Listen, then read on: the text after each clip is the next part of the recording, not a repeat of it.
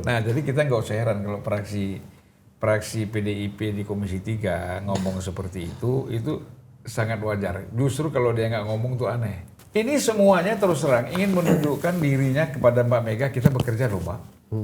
Kita lakukan sesuatu loh Mbak. Ini mau kongres PDIP April di bulan depan. Nah, makanya kalau misal kita ambil timeline juga kepemimpinan KPK sekarang itu bukan pilihan Pak Prabowo, itu atas titah Pak Jokowi di akhir periode kepemimpinan beliau. Pada masa Firly menjadi ketua KPK, siapa yang paling menikmati? Kan PDIP. PDIP siapa yang motornya? Semuanya kan Hasto sebagai sekjen. Orang kalau jarang kontemplasi emosi, ya kan? Tidak pernah melakukan koreksi. Selalu saya yang benar, saya yang benar. Nah, lama-lama nanti menjadi Fir'aun.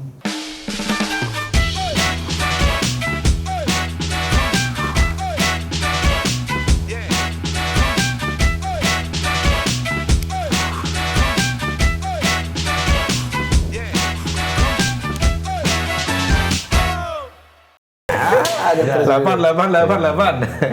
Budi ini Rasul masuk kategori Rasul apa Raul nih Bang?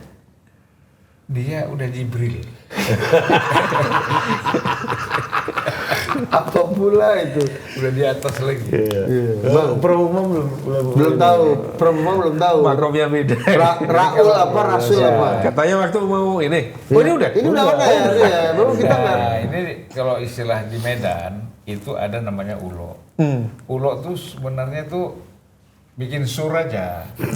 Orang nilainya 2 di ulo-ulo, oh seolah-olah 8. Gitu kan. Jadi orang sur. Wah penting nih Atau jadi kan- politisi. Jadi kata orang itu angkat telur istilahnya. Angkat telur. Angkat telur.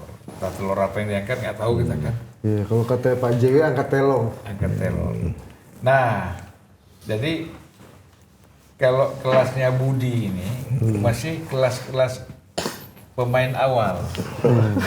Ulo. Awal-awal waktu saya baru ketemu. Tapi meningkat dia menjadi Rasul.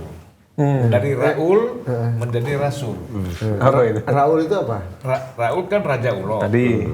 Kalau Rasul Raja segala Ulo. Biang kerokin. Yang keronya. Terus kan perkembangan terakhir dia ini bukan lagi tingkat Rasul, udah Jibril. Ulo udah tingkat Jibril. Salah-salah nyebrang jadi Fir'aun. Bang, tapi Pak Prabowo kemarin waktu diajak, Pak Prabowo kan setiap pidato itu kan siapa yang di depannya dia biasa puji-puji kan, dibacain kan. Salah satunya waktu Kongres Demokrat lah, ada Presiden SBY, mungkin ada juga Presiden AHY. Itu ulo apa memang dia punya atensi yang serius tuh Bang. Sini 9, saya ini kan 8. Kalau Demokrat ini 9 ya? Ya, gitu-gitu kan. Iya, jadi Itu begitu. serius atau gimana? Iya. Serius, itu kan kalau persoalan AHY sama SBY itu kan serius. Prabowo ini kan orangnya nggak bisa ulo. Wah, Nggak bisa. Terus Prabowo tuh nggak bisa. Jibril, Rasul. Ya ketua partai jago ulu ya Pak? Ah? Surya Paloh.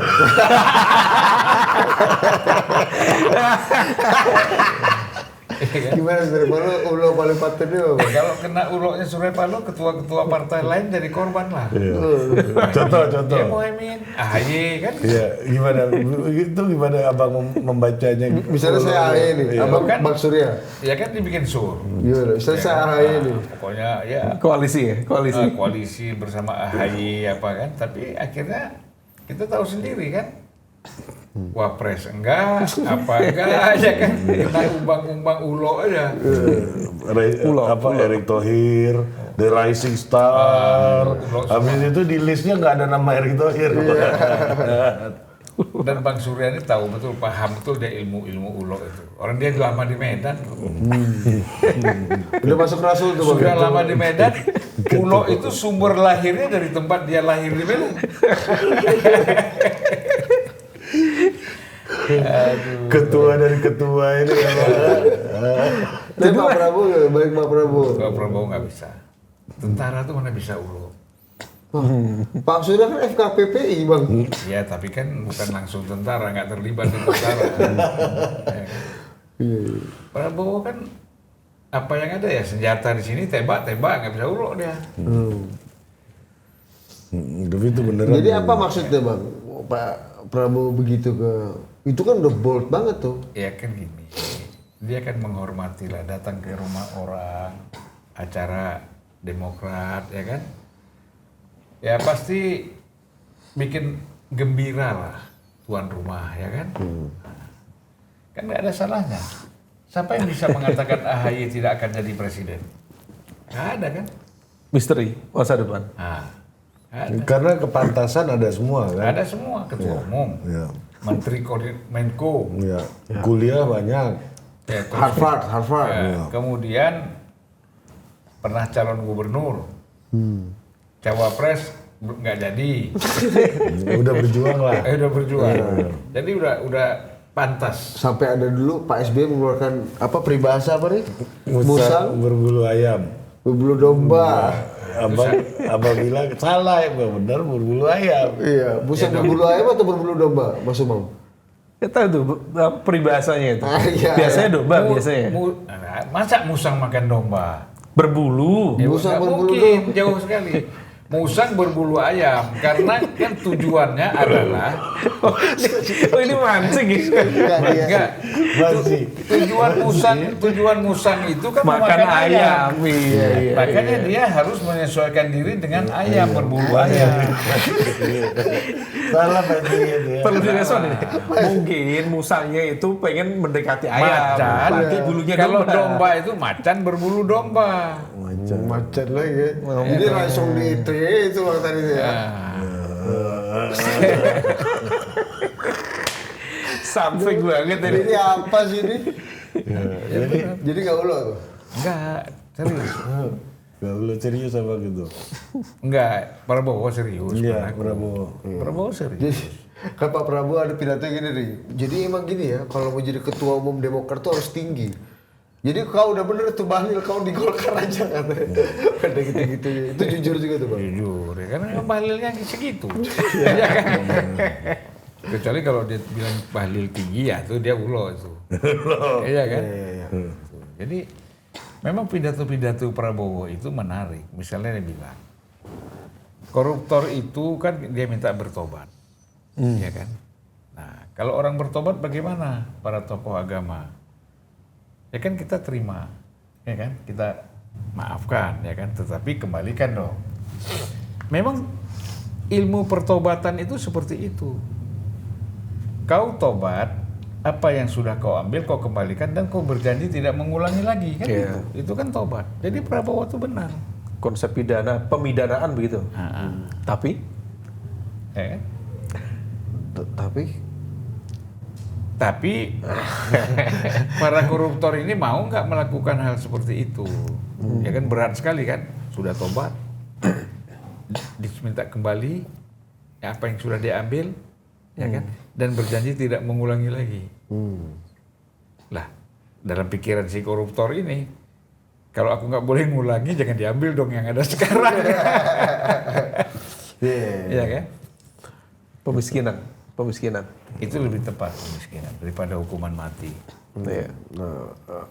Mas Umam gimana melihat pidato-pidato Pak Prabowo ini, terutama kemarin lah ya, selain pidato di Kongres Partai Demokrat yang bold dan membuat orang agak bingung nih, Pak Prabowo mau maju lagi kan? Tapi kenapa kok endorse Mas AHY itu bold sekali gitu, satu. Yang juga rame perdebatan lah ya, soal Pak Prabowo muji Pak Jokowi nggak ketulungan gitu. Hidup Jokowi seakan ya gitulah, itu yang kemudian membuat orang, wah kok Pak Prabowo kesannya masih ikut Pak Jokowi gitu. Mas Umam lihatnya gimana? Wah ini ada teori selain ulo kayaknya. Yang lebih jawani juga boleh. Secara umum barangkali pidato-pidato Pak Prabowo itu dalam satu takaran normatif, tetapi tentu muatan politiknya masih tetap ini ya, tetap kuat ya. Artinya bahwa itu disampaikan itu kan pasti punya motif itu di belakang statement itu. Meskipun di saat yang sama memang Pak Prabowo ini sifatnya kan spontan ya, dan seringkali itu materi-materi pidato yang disiapkan oleh tim istana itu akhirnya kemudian tidak banyak terpakai. Saya masih ingat itu di acara NU itu juga sama itu, panjang lebar gitu. Tapi improvisasinya juga panjang gitu. Dan itu sepertinya juga barangkali juga sudah dia niatkan untuk menyasar isu-isu strategis tertentu. Nah, tapi kalau misal kemudian itu dilakukan ya mungkin secara umum ya fungsinya ice breaking. Di saat yang sama pasti tetap ada motif politik yang bisa menjembatani antara rasa nyaman dia dengan pihak-pihak tadi itu. Misalnya dengan Pak Jokowi, ya mungkin barangkali itu sebagai sebuah ekspresi tanda terima kasih ya kepada Pak Jokowi. Meskipun di saat yang sama gugatan publik kan juga agak serius tuh, artinya juga perlu direspon juga itu sama Pak Prabowo. Hati-hati juga bahwa dalam takaran tertentu itu juga kemudian berpotensi menjadi bumerang. Dan di saat yang sama seolah kemudian menjadi penegasian kan kemarin kalau di teman-teman secara umum penegasian atas dulu apa yang diperdebatkan di Mahkamah Konstitusi tentang intervensi kekuasaan dan lain sebagainya.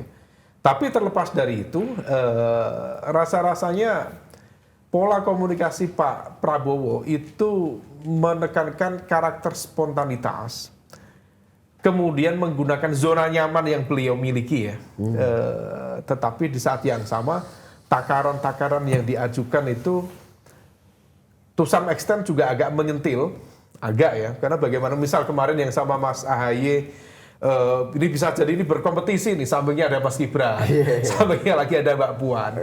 Ya, barangkali itu sebagai sebuah ekspresi ya sebagai senior ngomong ya, bahwa nanti next period di kesempatan yang lain, ya ini elemen-elemen kekuatan-kekuatan yang kemudian akan barangkali akan melakukan kontestasi. Meskipun juga barangkali banyak lagi yang lain yang akan memasuki gelanggang yang sama.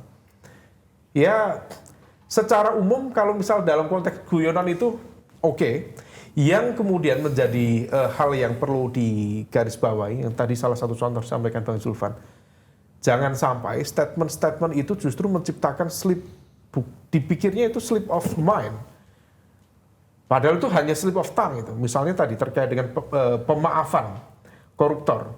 Itu kan sebenarnya by design di tipikor kita itu nggak berlaku namanya restoratif justice untuk tindak pidana apalagi terkategori extraordinary itu nggak boleh. Jadi pidana tetap harus berjalan. Jangan sampai kemudian di kasus-kasus di daerah itu katanya banyak dong.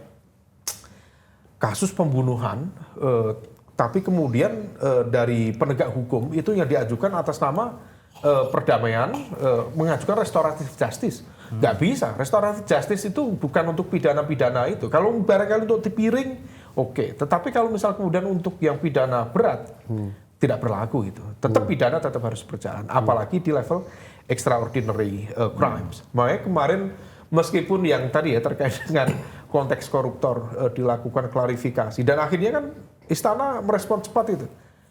Bagus juga bahwa Istana kemudian punya sensitivitas lebih ya untuk merespon apa yang menjadi perdebatan publik itu. Pak Prabowo di kesempatan itu 2 kali kalau salah itu.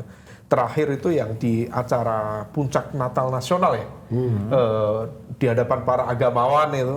Makanya yang kemarin Bang Zulfan diskusi, gimana para agamawan? Bener gak? Gak ada yang jawab. Karena bingung juga. Nah itu yang perlu diantisipasi. Jangan sampai komunikasi politik presiden itu tidak terkelola dengan baik. Sejauh ini sih tidak ada yang kemudian berdampak secara signifikan seperti yang terjadi di Kemendikbud Ristek gitu ya, Kemendikti Saintek yang kemudian merespon luar biasa. Tetapi di level komunikasi secara umum ya still oke. Masih oke, meskipun tetap ada catatan dan itu catatan itu saya pikir teman-teman Istana mulai merespon lah dengan baik. Nah ini karena udah ngomongin kasus soal korupsi tadi Prof. Umam kan omongan Pak Prabowo.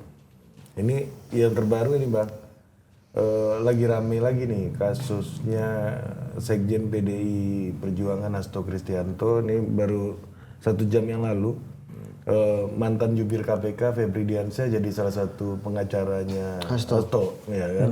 Dan apa namanya PDI Deddy Sitorus mengatakan kalau ada yang minta pulihkan status Jokowi sekaligus memberhentikan Hasto. Jadi ini udah kayaknya sampai Komisi 3 DPR RI juga, fraksi PDI juga mengatakan akan mengawal sidang Hasto.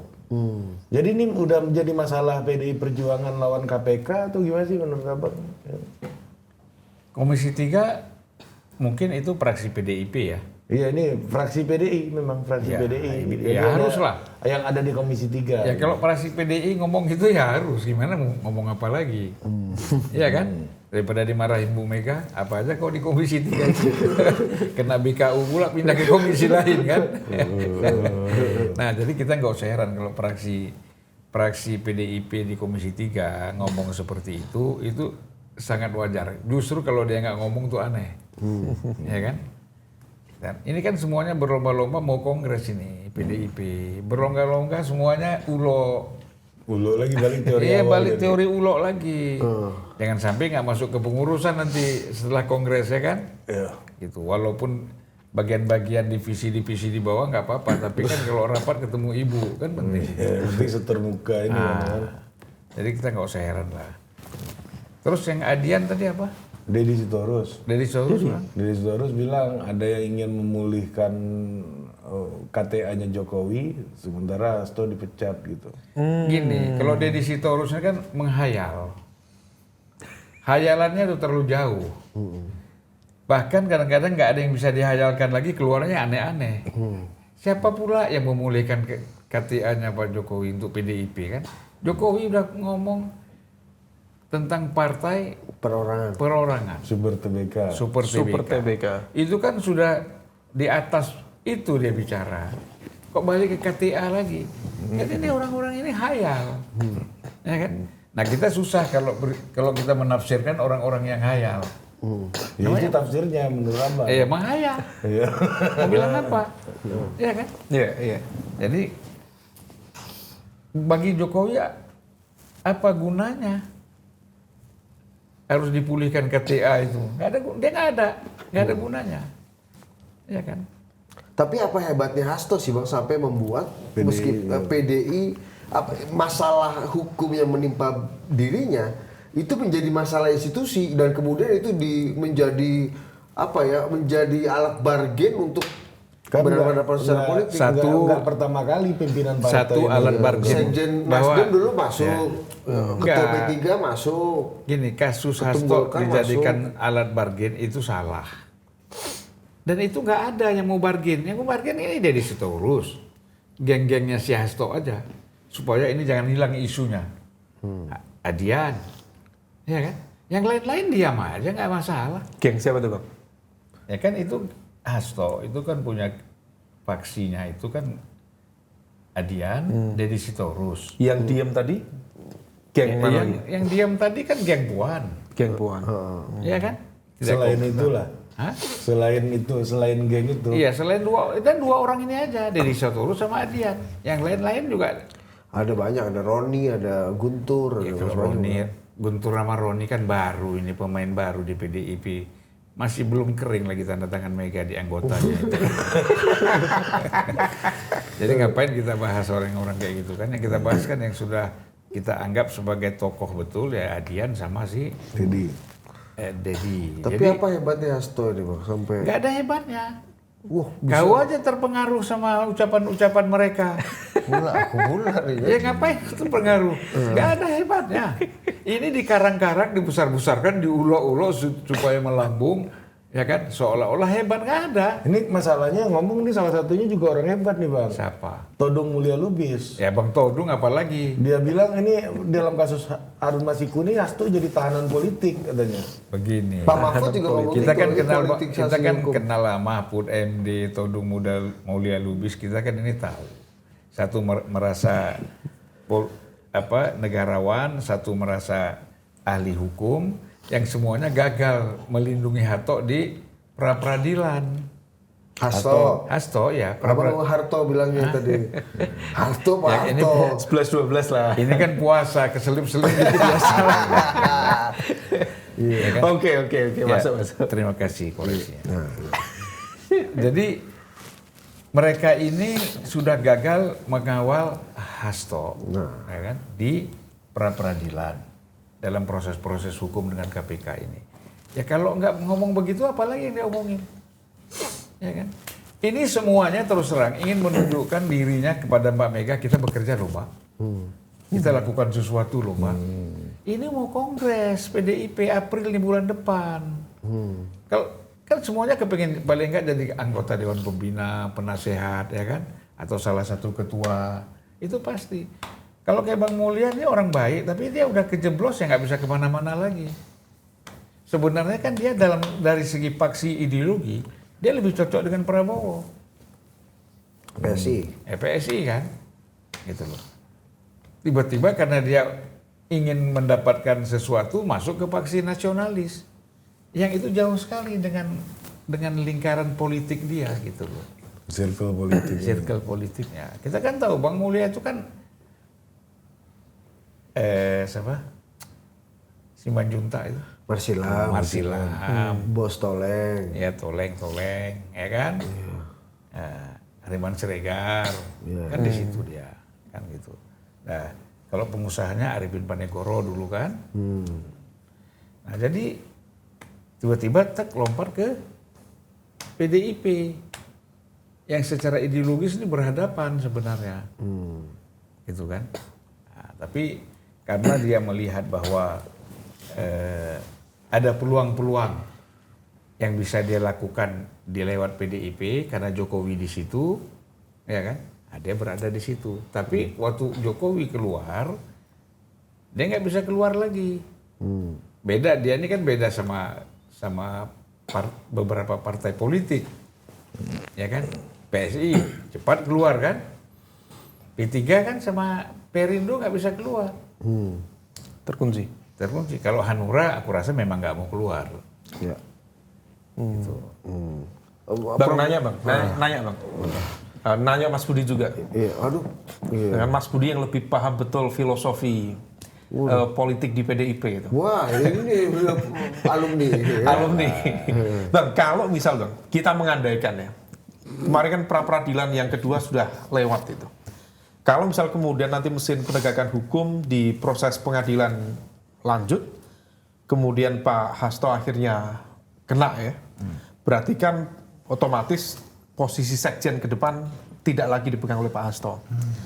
Sementara bursa yang paling sensitif itu nanti kan sekjen. Ya. Apakah memungkinkan dengan nama baru, dengan kontestasi yang ada selama ini di internal PDIP, memungkinkan kemudian melakukan konsolidasi untuk melakukan pergantian ketua umum? Sehingga kemudian tadi institusionalisasi kasus itu begitu besar itu untuk melakukan respon tadi itu. Atau sifatnya tetap Bu Mega, tapi kemudian sekjen akan dipegang oleh barangkali lingkar dekatnya Mbak Puan, yang sifatnya bisa kemudian mempengaruhi, bahasa vulgarnya, mengkooptasi dalam konteks pengambilan keputusan strategis di tingkat Bu Mega. Kira-kira gimana? Bang Sulvan sama Mas Budi. Ya, Bang Sulvan udah bener, Prof. Mbak Mega ini kan orangnya melankolis. Melankolis. Ya, ada juga romantis. Itu tuh. Romantisme, melankolis itu Bu Mega tuh begitu. Kalau misalnya kemarin kita sudah lihat di Jawa Timur ada yang sudah kata cap jempol pakai darah. Itu berarti Mbak Mega sudah terprovok kira-kira 70% untuk tetap ingin menjadi ketua umum. Karena kan mereka itu kan tujuannya mereka cap darah itu supaya Mega tetap ketua umum. Karena diisukan seolah-olah Jokowi mau masuk, ya kan? Untuk ngelawan Jokowi kita jempol darah. Itu Mbak Mega 70%. Kalau nanti Bali ya, plus Jawa Tengah juga melakukan cap jempol darah, dia 1000% itu all out, dia ketua umum lagi. Itu Mbak Mega seperti 2 titik gitu ya. karena itu tadi, karena kan dia tidak mempertimbangkan usia dia, ya kan, situasi politik atau apa enggak, tapi romantisme, melankolik, bagaimana, ya kan? Nah, jadi oleh karena itu menjadi pegangan dia. Jadi yang lain-lain manuver-manuver tuh silakan aja. Menurut saya kalau sekjen dalam partai itu kan kalau normal itu urgent. Kalau situasinya seperti Hasto sekarang dia di dalam penjara, posisi dia orangnya itu tidak terlalu urgent, ya kan? Karena sekjen itu bisa ditangani oleh siapa saja, gitu. Toh kalau kita lihat orang seperti Hasto di sekjen, ini kan dia yang penting bagaimana melayani ibu aja. Organisasi itu otomatis saja jalan, tanpa Hasto tuh jalan. Udah ada sistemnya semua. Sudah ada sistemnya semua. Ya kan? Nah, jadi Hasto ini kira-kira kelebihan dia di antara sekjen-sekjen yang lain yang sudah pernah ada, dia ini betul-betul bisa mengentertain ibu. Apa mau ibu nggak suka Jokowi, ya dia maju. Ibu nggak suka ini, dia maju. Itu. Nah, yang lain belum tentu bisa. Nah, posisi itu bisa digantikan kalau mau untuk membangun konflik, perbedaan, atau apa istilahnya mengajak ribut terus dengan yang lain, posisi Hasto itu bisa digantikan oleh Deddy Sitorus. Kalau masih modenya mode tempur. Model tempur. Malah lebih canggih dari Deddy Sitorus daripada Hasto kayaknya ya. Kemudian Adian. Tapi chemistry-nya nggak ketemu sama ibu. Karena itu adalah melayani ibu. Nah, gini kan, Hasto ini kan tugasnya. Hasto ini kan orang Jawa. Ini dua-duanya orang Batak. Iya kan? Meter ini. Iya, chemistry-nya nggak ketemu. Gitu. Ahmad Basara mungkin bisa ketemu. Gitu kan? Nah, tetapi apakah Ahmad Basara ini orang yang dianggap siap melakukan pertempuran? Ya kan? Gitu. Roni Indonesia Timur, Guntur Ramli terlalu junior untuk masuk ke situ, ya kan? Nah, jadi nggak mudah karena ibu itu memang di dalam mempercayai seseorang itu nggak gampang, gitu loh. Nah, jadi makanya problem juga kalau kita bicara sekjen di PDIP ini. Kalau Hasto misalnya ditahan, bagaimana posisinya kan? Kan harus diganti memang. Kalau enggak, bagaimana partai ini mau jalan?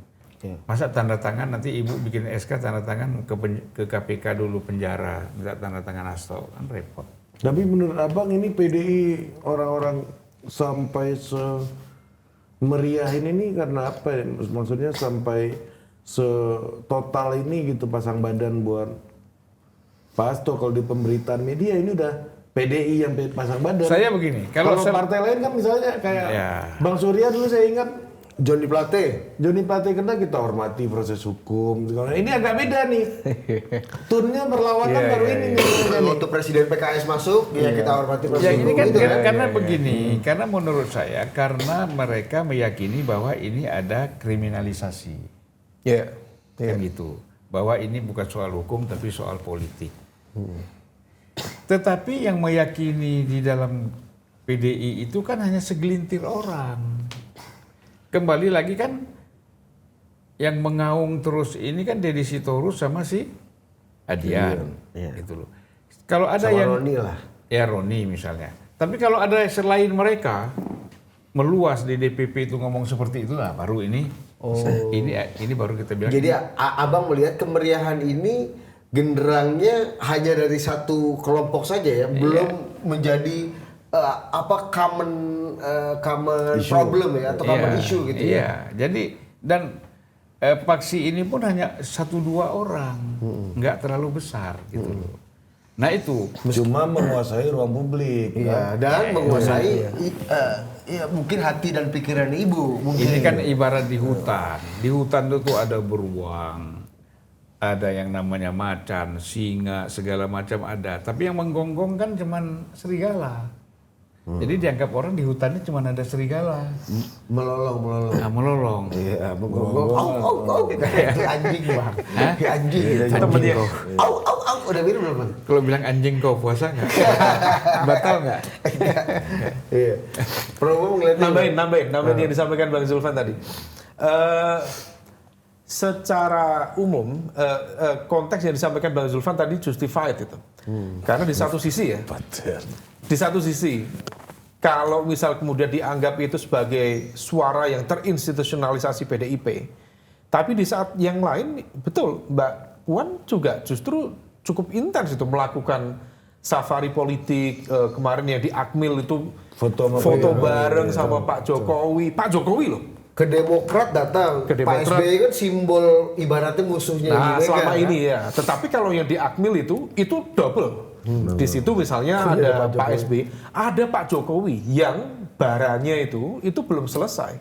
Yang selama ini tadi ya disampaikan ini institusionalisasi problem politisasi penegakan hukum yang disinyalir. Kalau melihat statement-statement teman-teman PDIP kan ini kan dimotori oleh kekuatan politik yang dipakai jurus tenaga dalamnya Pak Jokowi, remote jarak jauh gitu kan.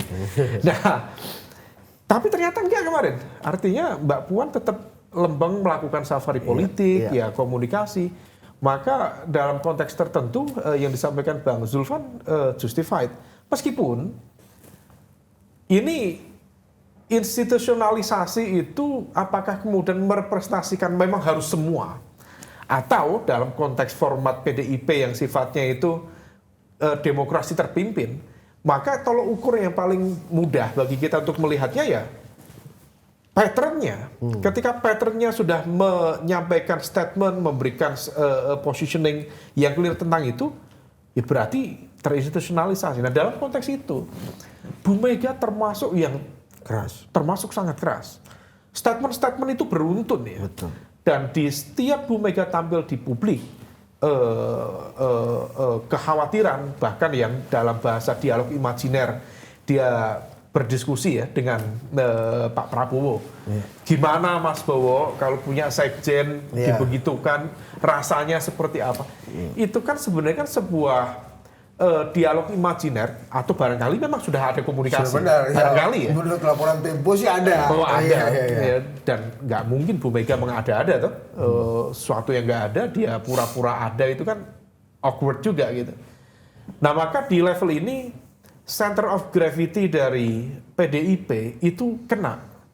Kalau misal tadi Bang Zulfan menggunakan istilah melankolis tadi itu, di sisi yang lain egonya Bu Mega itu kena. Dan salah satu yang kemudian di-blaming dalam konteks ini Pak Jokowi.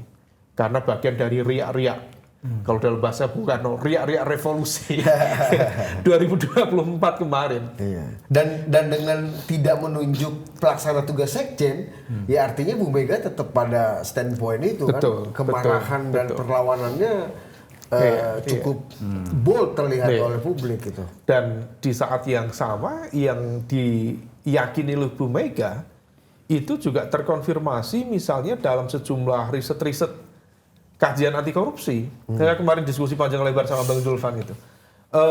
Riset-riset dilakukan oleh John Kwah dari National University of Singapore, dari Susan Ross Ackerman. Itu banyak meng-highlight di sejumlah negara berkembang, termasuk sebagian negara maju.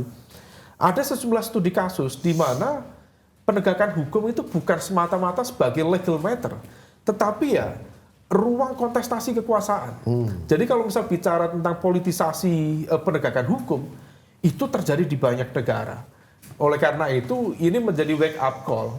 Kalau misal kemudian kemarin di era Pak Firly semuanya diam, bahkan penyidiknya digeser. Sekarang kemudian penyidik yang lama itu dikembalikan, Mas Rosa ya. Kemudian ditarget untuk menyelesaikan ini kan bagian dari sinyalemen yang cukup kuat bahwa ada political will dalam tanda kutip yang mendrive bagaimana mesin anti korupsi itu berjalan. Nah makanya sekali lagi itu datang dari Pak Prabowo atau Pak Jokowi? Wallahu alam. Tetapi kalau misal kita lihat bagaimana percakapan elit per hari ini, rasa-rasanya Pak Prabowo tidak tahu menahu tentang itu.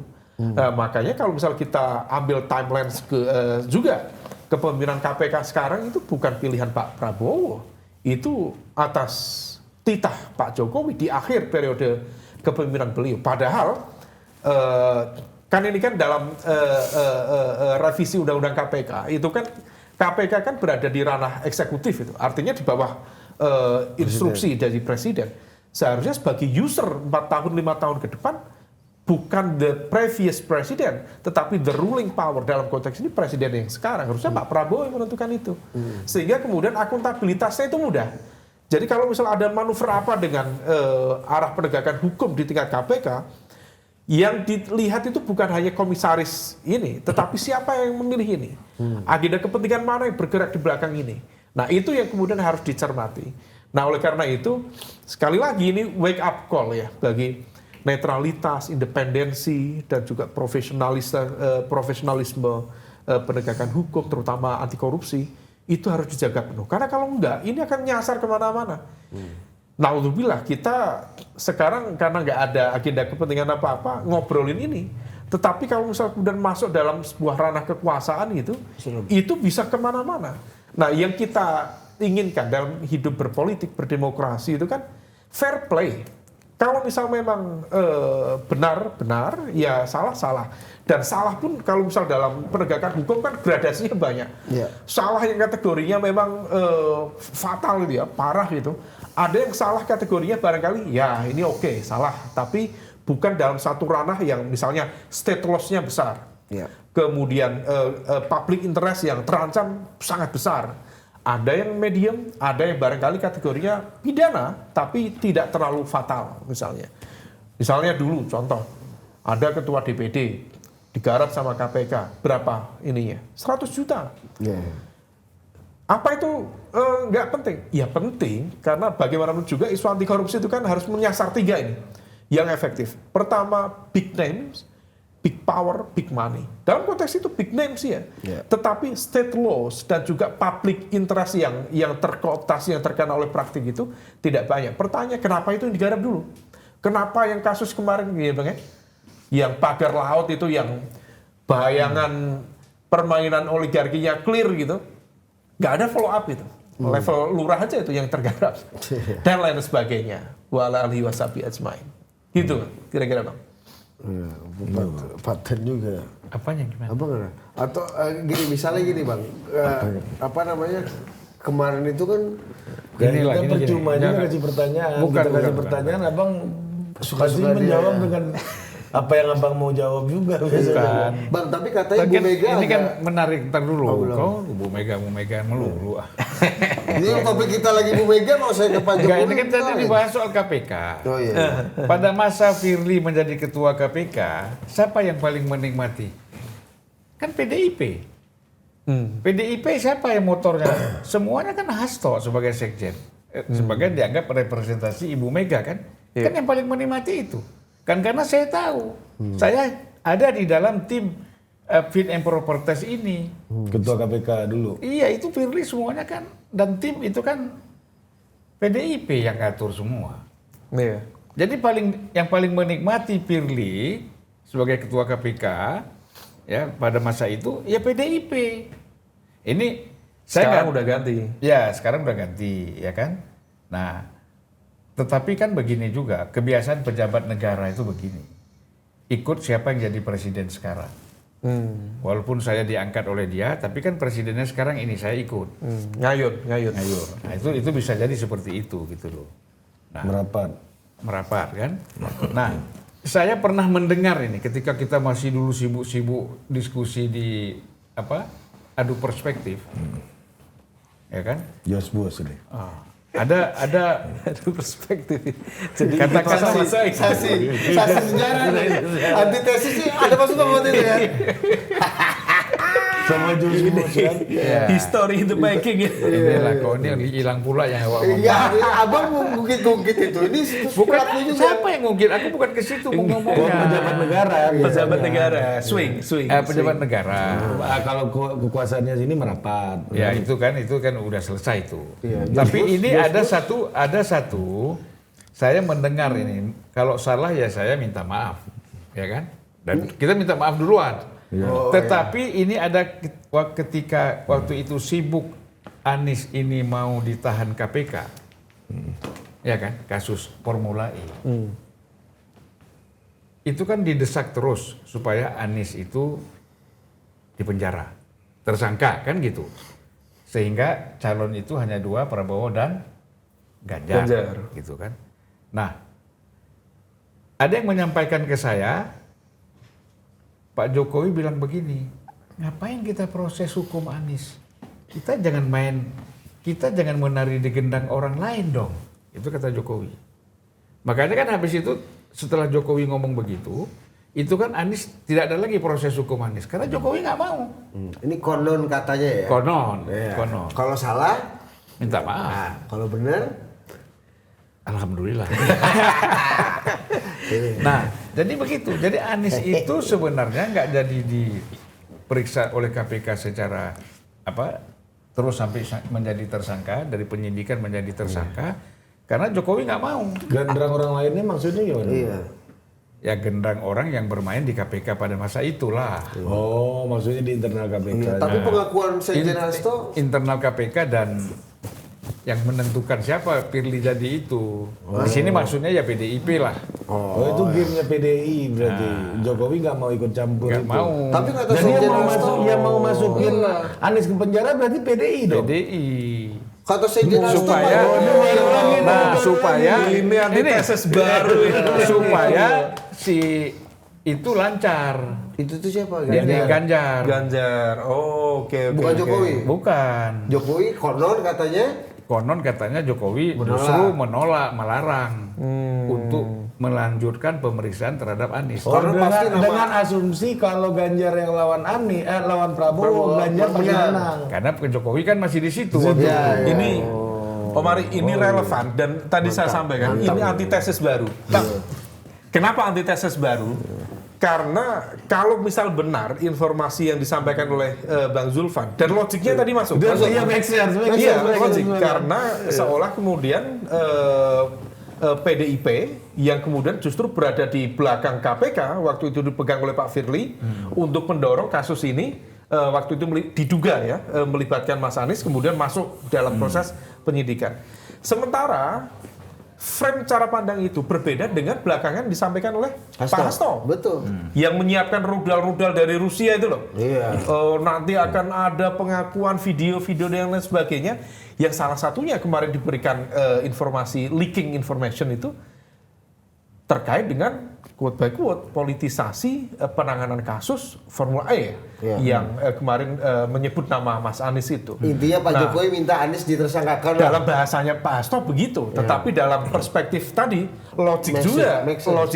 Terbalik justru. Justru terbalik. Karena kalau Anies tersangka itu bisa Begini, namanya bisa menjadi Hasto ini dengan Pak Jokowi kan sering diskusi sebagai sekjen partai karena ibu jarang ketemu kan, dia sering berdialog. Nah, salah satu dialog di antara mereka mungkin bisa jadi Hasto minta kepada Pak Jokowi harus cepat diproses. Jokowi nggak mau, makanya Jokowi mengatakan ngapain kita menari di gendang orang, gitu. Dan kita ingat SBY kan tegas mengatakan bahwa bagaimana jahat kan mereka karena mereka ingin menjadikan hanya 2 pasang. jahat bukan, Itu Batil bukan. Itu bukan ke Batil. Jokowi maksudnya. tapi PDI. Iya. Hasto. Iya bukan ke Jokowi. Tapi ke Kau udah sebut tadi. Tapi terakhir kita ketemu Pak Jokowi. Bagus. Artinya logiknya dapat itu. Pak Jokowi sempat cerita soal ini ke kita. Nanti akan saya bikinin episode khusus sendirilah 2 jam ngobrol sama Pak Jokowi sama Budi Mantap. kemarin. Ada satu hal yang ya seperti yang Abang bilang tadi. Ya kalau saya mau penjarain orang pakai kejaksaan lebih mudah katanya. Itu pasti katanya. karena di bawah presiden. Katanya dia ngomong itu. Buktinya nggak ada yang di penjara kok katanya. Emang Mas Anies di penjara katanya. Ya karena dia nggak mau. Nah, kalau kita seandainya apa akibatnya bagi ini Pak Jokowi dan peta politik Pak Prabowo segala macam. Kalau Mas Anies betul-betul ditersangkakan, bayangan apa nggak Pak? Pertama sudah pasti calon presiden itu 2. Ya itu Kan itu. keniscayaan. Ya. Ya kan? Dan harapannya supaya Ganjar bisa lebih leading, lebih menang, bisa menang lawan Prabowo. Tapi kan Ganjar itu kan baik Prabowo ataupun Ganjar kan tergantung Jokowi. Iya. Di momentum itu belum clear positioning dari Pak Jokowi. Mas. Betul.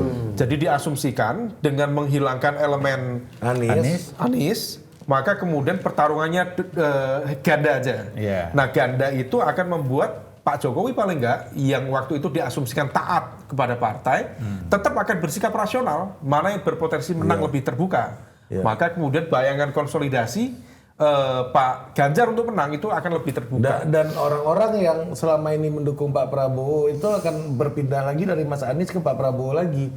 Yang mana itu market yang kanan. Jadi Kanan. seperti 2019 lagi. 2014 ya. Oke. Mau skenario 2019 mau diulang. Desainnya oke juga itu. Ya, karena dalam 2 kali pemilu terbukti yang itu efektif. menang ya Pak Jokowi. Menarik. Itu kalau misal kemudian canggih juga. canggih ini. Kalau dari Bang Zulfan itu betul dan narasi ternyata dikonfirmasi oleh Pak Jokowi, itu akan menjadi antitesa dari ledakan betul yang akan diciptakan oleh Pak Hasto. Itu bisa melempem itu bom itu, Bang. Dan yang mengambil keuntungan total politik. Wah. Ini kalau itu Bukan keuntungan, manfaat. Manfaat. Selalu kan isu-isu kayak begini tuh lahirnya di total politik. Kata Pak Jokowi gini, nanti akan ada podcast sendiri lah dari saya sama Budi ya untuk bahas ini. Mantap. Dia bilang gini, ya buktinya Mas Anies nggak di penjara.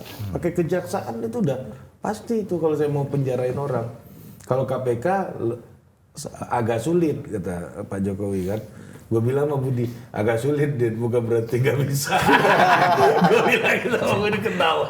Ya tapi betul. Tapi betul loh, kalau agak jaksa- sulit karena komposisi komisioner Iya, di fase betul. itu tidak Betul. dipegang kontrolnya langsung oleh istana, oleh Pak pemegang Jokowi. quote unquote kalaupun benar-benar bisa dikontrol oleh eksekutif, Iya. itu pemegang sahamnya ada banyak. Iya, Atau iya, di luar Pak Iya, Jokowi. ownernya malah milik publik tuh kan. Iya, Ada iya. yang di market juga sebagian. Ada.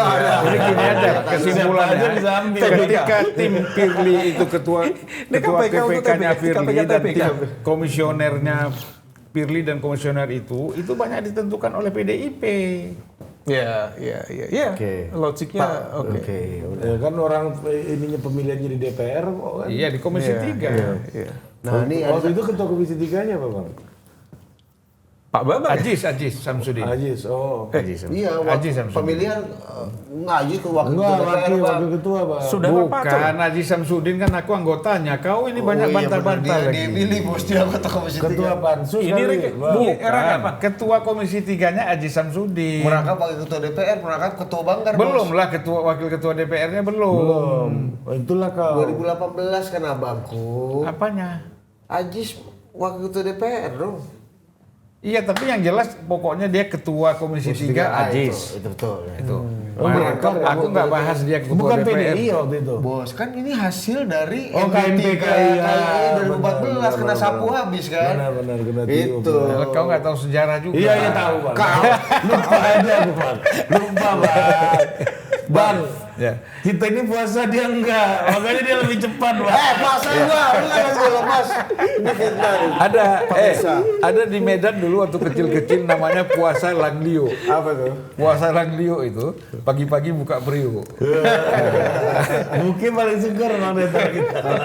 Lepas bos dia udah jam-jam mau buka puasa. Itu kopi lu aja masih disentuh. Maka gua tanya tadi. Siapin buka puasa deh. Anget-anget teh apa gitu. Si Budi ini gua tanya. Udah mau buka nih. Enggak, dia sebenarnya kau bilang aja kau nggak puasa hari ini karena kau nggak puasanya sah. Karena kau lagi sakit flu. Aku puasa. Nggak puasa kau kopi di sini. Mana ada kopi nih, ada kopi tuh. Abang ini fitnah. Fitnah nggak berbanding lurus dengan Gini, pendapatan. orang masuk neraka itu bukan karena perbuatannya, tapi karena alasannya.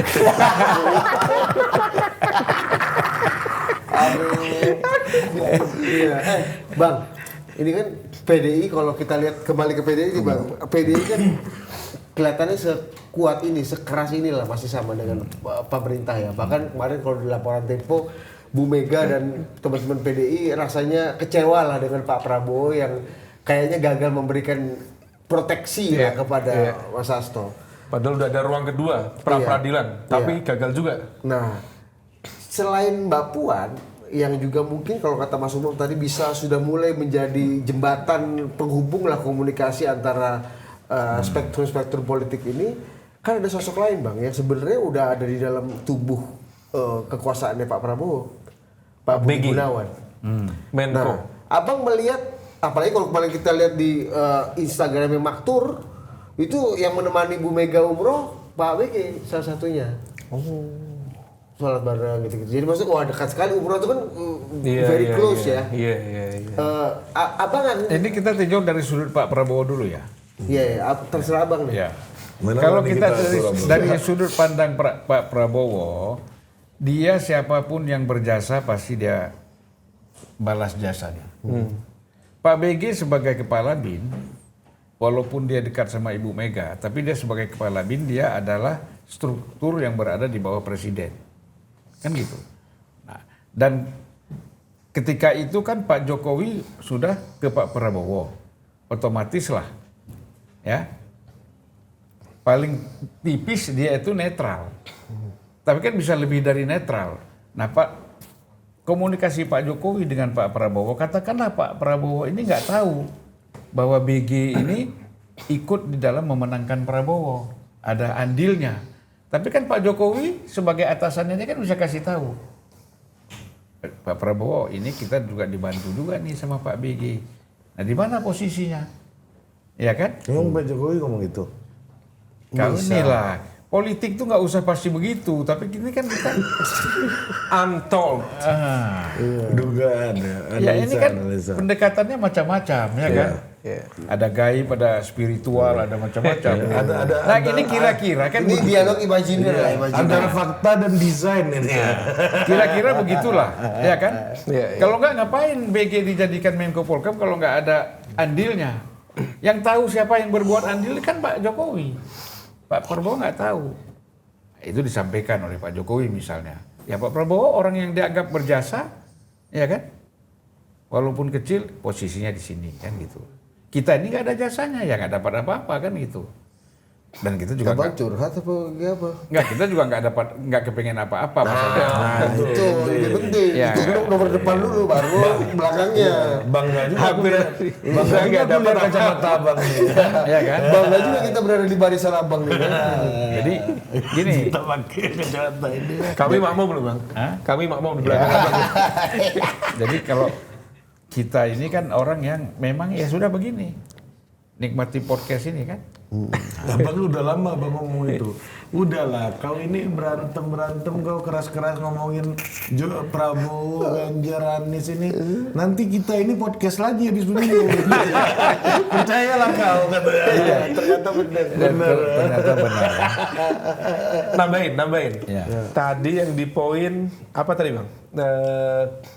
Pak BG ya. Ya. Ini variabel penting juga nih Mas dalam merajut atau pasti. mungkin bikin panas bisa dua-duanya. Kalau nih. bahasanya Mas Anies merajut tenun kebangsaan. Tenun kebangsaan. Iya. Wah, jadi inget gugatan atas statement itu. Tapi terlepas dari itu, kalau misal kemudian Pak BG di pemerintahan kan ya sekarang ya, lalu kemudian ada kekhawatiran betul terhadap dinamika di dalam Kongres ke depan, itu akan memunculkan sebuah pertanyaan baru. Pak BG sebenarnya ada di kubu siapa? Apakah kubu yang merepresentasikan inti dari kekuatan PDIP ataukah justru memfasilitasi elemen-elemen kekuatan yang berada di kekuasaan? Padahal misalnya? yang dituduh main dua kaki Bambang Pacul kan.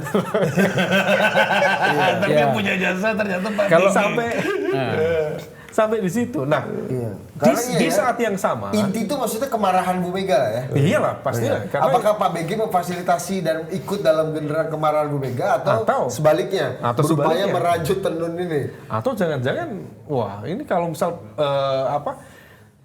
bayangan liar, wah jangan-jangan kalau misal nanti terjadi konsolidasi kekuatan untuk menggeser Bu Mega, apakah kemudian ada peran strategis yang dimainkan di level itu? Wah, wallahu alam. Tapi itu kan mereka-reka. Tetapi begini, bahwa positioning Pak Prabowo di level itu kalau misal diharapkan ya teman-teman PDIP untuk menunjukkan quote by quote keberpihakan, itu juga agak nggak mudah juga. Karena kalau misal kemudian pra-peradilan dianggap sebagai sebuah solusi yang bisa menyelamatkan semua muka, itu kan ya pra-peradilan. Mukanya KPK selamat, mukanya PDIP selamat, mukanya pemerintah ya relatif selamat. Tetapi kan di saat yang sama kan ada faktor, ada prinsip independensi kehakiman.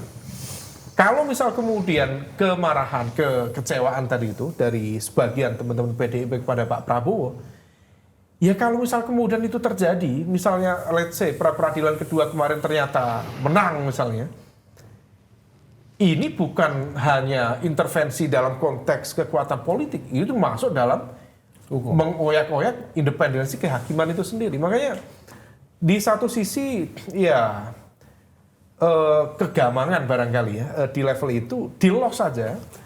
Di saat yang lain sepertinya Pak Prabowo dihadapkan pada satu dilema yang kemudian ya sudah elemen-elemen yang berkontestasi ini aja dipertemukan, endingnya seperti apa biar mereka yang menentukan. Artinya bahwa kalau misal tadi di pertanyaan Mas Ari yang pertama, kalau misal memang benar masih ada entitas-entitas, elemen-elemen, faksi-faksi di dalam PDIP yang mencoba untuk mereinkarnasikan kembali kekuatan Pak Jokowi di dalam PDIP, mengambil alih saham politik di dalam PDIP, atau setidaknya membagi saham politik, let's say dari Soekarnoisme, keturunan terah Soekarno dengan Pak Jokowi, ya itu dinamika. Nah, yang paling aman ya Pak Prabowo diam saja. Dengan tetap dalam konteks prinsip-prinsip politik dan juga dalam konteks peradilan, dalam konteks hukum justified, oke gitu.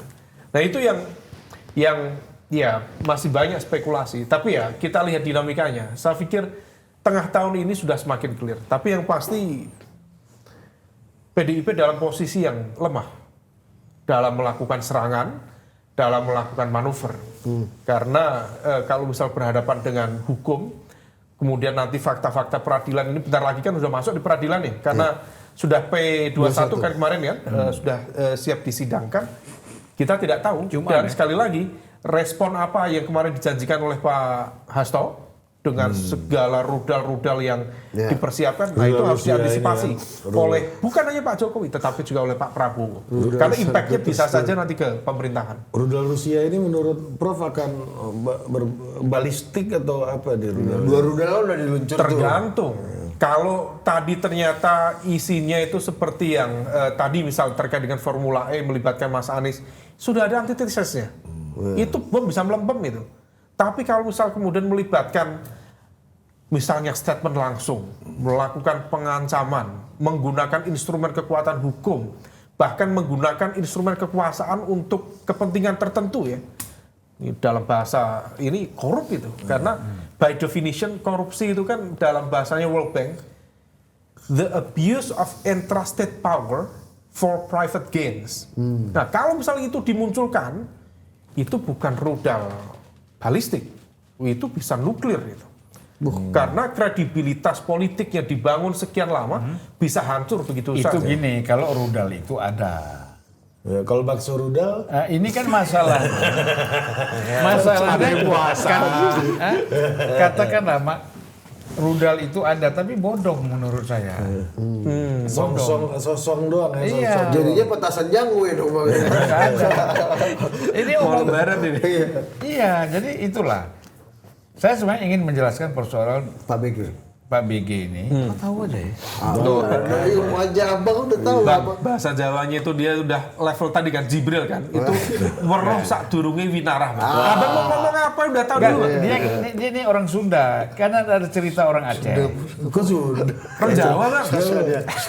Sukabumi. Tua bos. Ya kan? Nah, jadi Dulu Sunda kecil semuanya nih kan. ya, Sama jadi Kalimantan. waktu orang Sunda, Aceh ya. datang ke rumah orang Sunda ini kan bilang, orang Aceh bilang Assalamualaikum. Waalaikumsalam. Mangga, kata orang Sunda. Mangga. Orang Aceh ini kebetulan bawa mangga. Kurang ajar kau. Lama nggak ketemu tahu aja kau aku bawa mangga. Sebulan lagi datang lagi nih orang Aceh. Datang. Sebulan lagi orang Aceh datang. Ya kan? Assalamualaikum. Mangga kata. Aku bohongin kau. Aku bawa rambutan. Tipu Aceh. Tipu Aceh. Tipu Aceh. Jadi kena tipu Aceh. Nah, jadi kembali ke Pak Bigi. Ini kalau tipu Aceh sama Medan tadi gabung jadi satu. Wah, dahsyat. Surya Pak jadinya ke Surya Paloh. Itu lagi. Iya kan, nggak Medan dan Aceh jadi satu. Ada kan di Aceh itu ada namanya Maratib. Oh yang suka cerita. masyarakat raja tipu. Nah, jadi kembali ke Pak BG tadi. Gini, Oh Pak, masih ini Bang. Pak BG ini kan seorang Polri. Dia itu kan tegak lurus kepada presiden. Makanya saya bilang tadi, walaupun dia itu dekat sama Bu Mega, PDIP, tetapi karena perintah Jokowi arahnya ke sini, maka dia Di sini. ke Pak Prabowo. Ikut membantu Prabowo lah. Persentasenya kita nggak tahu. Ya kan, apakah dia total atau tidak. Tapi yang jelas ikut membantu. Kan gitu. Nah demikian juga sekarang dengan Pak Prabowo sebagai presiden. Saya kira model Prabowo ini kan nggak suka ikut campur dalam persoalan partai lain. Karena dia juga ada partai. Bagaimana kalau partai dia nanti satu saat digitukan? Kan gitu. Iya. Nah, jadi oleh karena itu Pak BG ini karena dia Polri, dia tegak lurus. Dia bukan politisi. Ya kan? Dia bukan politisi. Tapi juga punya sense politik, Bang. Nah, itu lain lagi. Karena pastilah, masa kepala BIN nggak punya sense of politik Iya, kan? iya. Ngapain kok aku taruh di situ nggak ngerti politik kan gitu. Nggak ngerti Tapi politik, maksud nggak saya ngerti politik. maksud politik. saya, maksud saya dia bukan orang yang bermain, Iya. bermanuver di dalam soal-soal politik. Kalau soal intelijen oke lah gitu ya. Iya. Nah jadi dia saya kira nggak bakal Itu kesimpulan apa? kalau tidak ada perintah dari Prabowo untuk dia masuk ke dalam PDIP, ya kan? Saya kira dia nggak akan lakukan. Tapi kalau diperintah, kalau dia masuk berarti ada perintah. Ya, dan tidak mungkin Prabowo melakukan itu. Mungkin nggak ada inisiatif Iya, karena kan pribadi dia, dengan beliau sense kreativitas. politik tadi, Bang. Karena beliau kan ada di epicentrum kekuasaan. Begini. Berat juga loh Kalau dari- udah dari begitu, Pak dia BG. kan tergantung presiden Prabowo. Bu Mega, relasi dengan Bu Mega kan juga sangat Nggak, ditentukan. banyak sekali persoalan. BG ini kan dengan Puan juga nggak cocok, Wah, iya kan? gitu, Bang. Iya, kau banyak kali daging hari ini aku kasih Itulah kau. untuk kau buka puasa nanti. Itu tadi aku dituduh buka puasa. Ya Sekarang kan nggak mungkin kau nggak puasa kan? Tadi kau puasa siang, sekarang nggak. Kau kan Oh, ini malam ya? malam. Nah, jadi kalau Malam kita minum lihat di dulu sini dong. agak malam, sulit. Kalau malam minum dulu dong. Hah? Minum dulu. Pinjau kan? Malam atau siang kan? Nah, jadi kira-kira kan begitu. Tidak mudah kalau dia tanpa dukungan Pak Prabowo, Pak BG mau masuk misalnya, terlalu dalam ke PDIP, itu berat. Ya gini, kita ini kadang-kadang kan selalu mengatakan bahwa harus dibedakan perbedaan persoalan politik dengan pribadi. Dia umroh itu kan urusan pribadi. Bagaimana enggak? Dia bagaimanapun Bu Mega ini orang punya jasa terhadap Pak Budi Gunawan. Ya kan? Dialah yang mempertahankan supaya tetap ada di dalam pemerintahan. Kalau tidak waktu itu tidak jadi Kapolri karena dikerjain sama KPK, ya kan? Iya. Nah, Tulis merah. kemudian dia di backup oleh Bu Mega untuk jadi Menjadi kepala kepala BIN. BIN dan Pak Jokowi taruh dia di situ, gitu loh. Dan BIN termahal lama 7 tahun, Iya. ya kan? Nah, jadi kalau kita lihat di sini bahwa saya sama sekali tidak meyakini bahwa dia akan bermain sendiri tanpa ada perintah presiden. Dan saya juga meyakini presiden tidak akan melakukan perintah seperti itu. Nah, jadi ya kalau dia berani nyelonong sendiri bunuh diri, hancur ya kan? Iya. Babak belur di dalam nanti. Iya. Dia kan sekarang tidak diserang dari dalam kan karena dia kan orang baru di di PDIP. siapa? Pak BG. Dia kan nggak bisa, ke Polri kan nggak bisa dapat KTA. Keluarga besar, Bang. Masa Pak BG orang baru di PDI? Dia orang dekat Orang sama. cerita Opung Panda dulu cerita waktu aku rapat ada Udahlah, di situ. dia orang kan ajudan Bu Mega sejak Wapres. Berarti kan bukan PDIP, masa orang dekat sama Megawati semuanya PDIP? Harus dibedakan. Iya. Iya kan? Pecinta PDIP. Iya. Enggak, bukan dia karena kebetulan dia ajudan Mega, wakil presiden dan kemudian berlanjut menjadi ajudan wakil presiden. Ya tentulah dekat. Ya, Ya dia kenal lah Bambang Pacul siapa, saya jaga siapa, semua dia kenal. tetapi dia bukan PDIP. Dan ini dipahami betul posisi ini oleh internal PDIP, baik elitnya maupun setengah elit, pemain-pemain. Nah kalau dia mau terobos mau jadi ketua umum atau mau memimpin PDIP, teriak ini semua. Kamu siapa? Ya kan? Gitu loh. Bang, tapi sampai kapan Bang kemarahannya Hasto yang terlihat sekarang dari sikap-sikap para jubir-jubir PDI itu bakal berlangsung Bang? Sampai kapan Bang? Kemarahan dan sikap yang merasa terzolimi, sikap menentang ini itu. Sikap marah ini sampai kapan Bang? Pertama nanti setelah dia betul-betul diputuskan oleh pengadilan bersalah. Itu pasti. Mau ngapain lagi? Mau teriak apa? Pengadilan sudah memutuskan. Dan dia kan bisa nanti naik banding.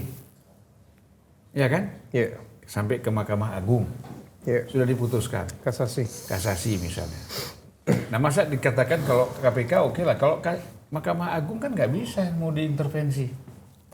Masa Bang? Kalau Mahkamah Agung ya oke lah itu cerita lain.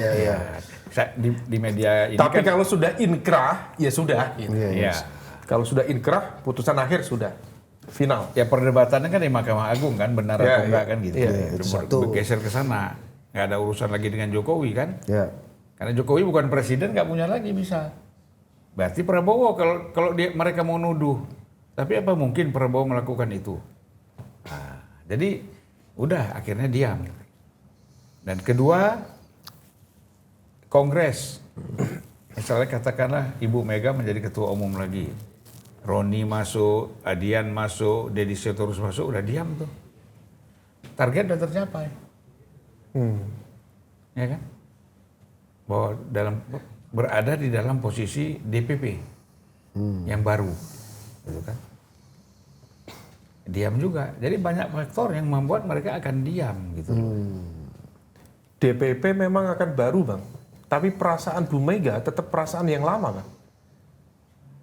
Iya. Artinya akan berpotensi membawa wajah PDIP ke depan dengan tone perang yang relatif sama juga barangkali. Jadi DPP akan memfasilitasi, siapapun DPP-nya akan memfasilitasi kemarahan Bu Mega. Kemarahan Bu Mega. Kecuali ada elemen-elemen yang kemudian betul-betul mengepung Bu Mega untuk mendinginkan amarah atau ego yang selama ini barangkali terluka, tersentil, kemudian dinetralisir, ya bisa juga. Itu nggak ada. Jangan harapkan itu nggak ada itu sekarang. Ibu Mega itu nggak ada yang bisa intervensi, kasih pendapat begini-begini, itu udah dia tolak lah. Kalau nggak sesuai dengan apa keinginan dia, ya kan? Satu faktor usia, kedua faktor karakter. Nah, jadi itu agak sulit menurut saya ya. Oke, Prof, ada penutup, Prof? Kita Kasih doa bersama. Biasa kan Bang Zulfan Allahumma laka sumtu. Wala rizika anatu Wala coba. birahmatika ya arhamar rahimin. Abang harusnya biarin dia dulu, Bang. Apa kita dosa kalau dia yang baca Quran? Bang, untuk terakhir jangan dulu. Cerita Fir'aun dari kasus Hasto ini apa yang bisa ke Fir'aunan apa yang kita bisa ambil dari? Cuman satu yang dapat kita katakan, Fir'aun pun kalau hidup sekarang bingung dia lihat situasi yang ada sekarang. Itu aja udah. Dia bingung. Fir'aun tuh puasa nggak dulu? Hah? Puasa nggak Fir'aun? Kalau yang baik puasa. Kan perintah puasa itu kan pada masa Nabi Muhammad. Kalau kita puasa dalam Ramadan sekarang ini. Ya ayyuhalladzina amanu kutiba alaikumusiyam kama kutiba alal ladzina min qablikum la'allakum tattaqun. Gitu loh. Tapi ada tadi loh. Ada tadi loh. Namun juga ngerti lo takut tuh. seperti umat-umat sebelum kamu. Makanya tapi kan puasanya belum tentu dalam bulan Ramadan, ya kan? Kan yang abang sebut di bulan Ramadan tadi. Ya karena kan terbukti dalam kalangan Kristen ada puasa juga. Ada. Karena mereka Yahudi ada. Jangan kemana-mana Bang Fir'aun ini juga Fir'aun. Iya. Kalau Fir'aun masih hidup paling mirip sama tokoh siapa Bang politik sekarang? makanya Ibu Mega menurunkan sedikit dia punya emosi, ya kan? Jangan terlalu mengikuti emosi, lebih banyak kontemplasi. Karena 10 menit kamu berkontemplasi itu sama dengan kamu lebih baik kamu sholat 1000 rakaat. Begitu pentingnya kontemplasi. orang kalau jarang kontemplasi emosi. Ya kan? Tidak pernah melakukan koreksi. Selalu saya yang benar, saya yang benar. Nah, lama-lama nanti menjadi Fir'aun. Jadi sampai Ibu Mega itu menjadi Fir'aun kan? Jadi Firaun nggak pernah kontemplasi emang Bang. Hah? Firaun. Nggak pernah kalau yang Fir'aun yang kejam. Kan dia suka berendam-berendam gitu. Iya, jacuzzi. Bersih-bersihin burung aja dia. tapi Bu Mega kan bukan. Buktinya kemarin Bu Mega umroh. Artinya dia juga melakukan kontemplasi dan juga ini perjalanan spiritual. Belum tentu setiap orang umroh itu kontemplasi. Aku kontemplasi umroh. Mana ada kau seujung kuku aja aku nggak percaya kau kontemplasi. Kau diajak orang kebetulan jalan-jalan pergi. Aku beneran ibadah loh bang, bener. Abang kalau Mana? nggak percaya abang ajak aku lagi di umroh aku. Kok kau aja yang pakai peci yang sholat tiap hari aku belum tentu yakin apalagi kau. Udahlah. Demikian tausiah sore ini. Sampai jumpa. Aduh.